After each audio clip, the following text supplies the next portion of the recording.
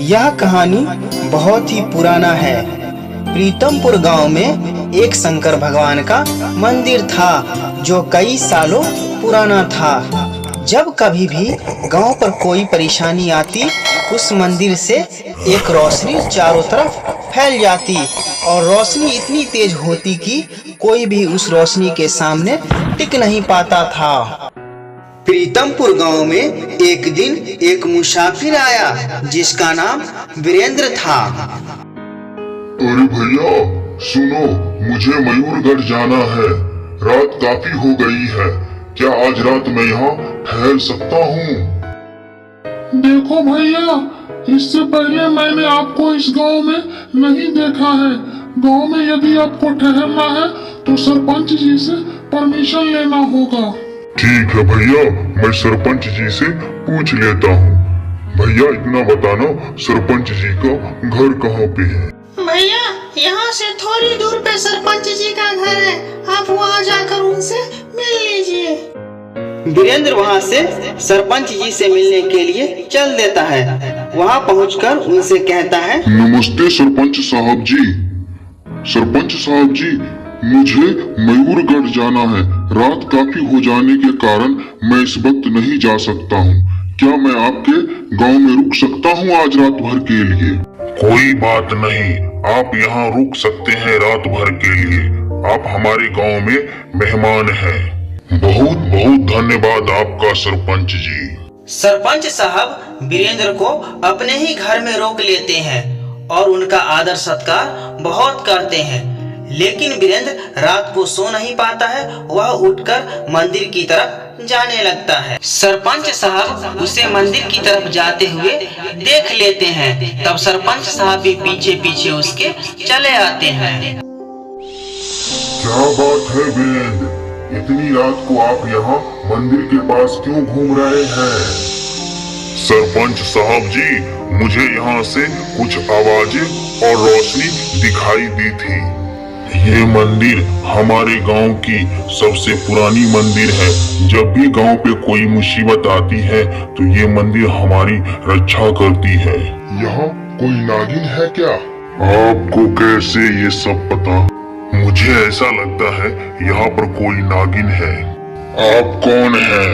मैं वीरेंद्र हूँ। आप कोई और है, तभी तो आपको पता चला कि यहाँ पे नागिन है। सरपंच साहब की आवाज सुनकर वहाँ पे कुछ लोग पहुँचे। क्या हुआ सरपंच जी? इन्हें मैंने मेहमान समझ के अपने घर और गांव में रखा, लेकिन यह साधारण इंसान नहीं है। इन्हें भी पता है कि यहाँ नागिन है। मैं सपेरा हूँ और मैं इस नागिन की तलाश में ही आया हूँ। मुझे किसी भी तरह ये इच्छाधारी नागिन चाहिए। इस इच्छाधारी नागिन को आप यहाँ से कहीं भी नहीं ले जा सकते हैं। इतने में इच्छाधारी नागिन आ जाती है। क्यों आए हो तुम यहाँ? मैं तुमको लेने के लिए आया हूँ, चलो मेरे साथ। देखो वीरेंद्र, मैं यहाँ सालों से रहती हूँ और मैं यहीं रहना चाहती हूँ। मैं तुम्हारे साथ नहीं जा सकती हूँ। अगर तुम मेरे साथ नहीं चलोगी तो मैं पूरा गांव बर्बाद कर दूंगा। इतना कहते ही तेज हवा चलने लगती है। लोगों के घर टूटने लगते हैं। मत करो ऐसा तुम। मैं ऐसा करना नहीं चाहता था, लेकिन तुम मेरी बात नहीं सुन रही हो। मैं यहाँ से नहीं जा सकती। अगर मैं यहाँ से गई तो मेरी मृत्यु हो जाएगी। अगर तुम मेरे साथ नहीं गई तो तुम्हारे बचपन का गांव बर्बाद हो जाएगा। उस पर संकट है। क्या संकट है?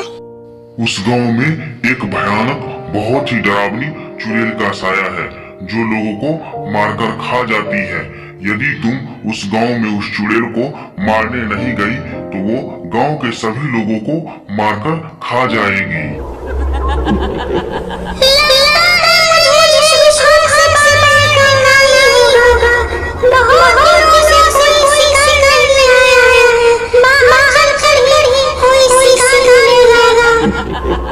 चुड़ैल गुफा से बाहर निकलकर इधर उधर शिकार की तलाश में घूमती है। तभी एक इंसान उस जंगल के रास्ते जा रहा था। हे भगवान, ये कैसी आवाज है? ये जंगल बहुत ही घना लग रहा है। आज तो बहुत डर लग रहा है। मेरी मति मारी गई थी जो इस जंगल के रास्ते में गड़ जा रहा हूँ।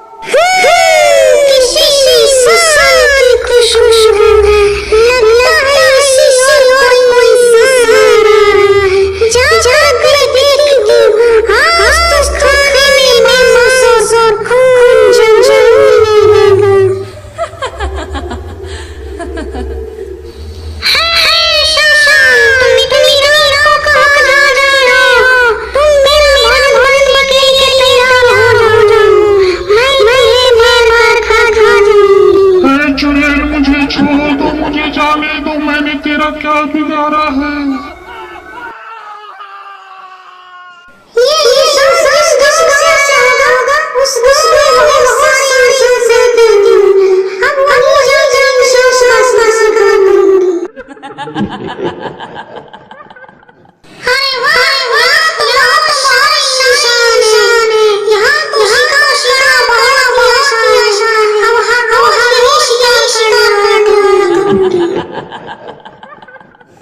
अब चुड़ैल गांव में हर रोज आती थी और किसी न किसी को मारकर खा जाती थी। धारी नागिन, तुम यहीं से कुछ ऐसा कर दो कि वो चुड़ैल मारी जाए।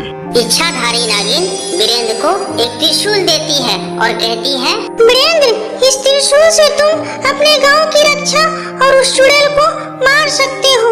वीरेंद्र त्रिशूल लेकर अपने गांव लौट जाता है। है चुड़ैल, तुझे मेरी शक्ति का जरा भी अंदाजा नहीं है। देख तू मेरी शक्ति। सपेरा चुड़ैल पर त्रिशूल से वार कर देता है, लेकिन चुड़ैल को कुछ नहीं होता है।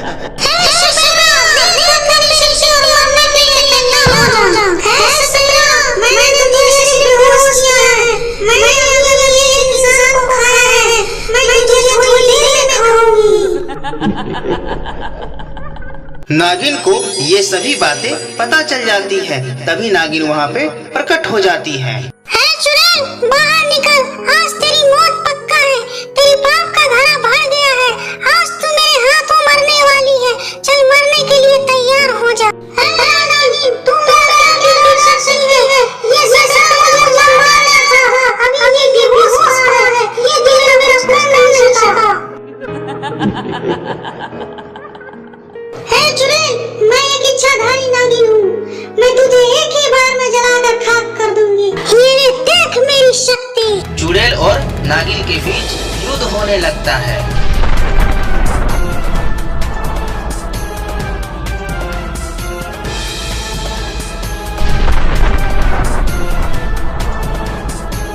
इच्छाधारी नागिन चुड़ैल को जलाकर भस्म कर देती है।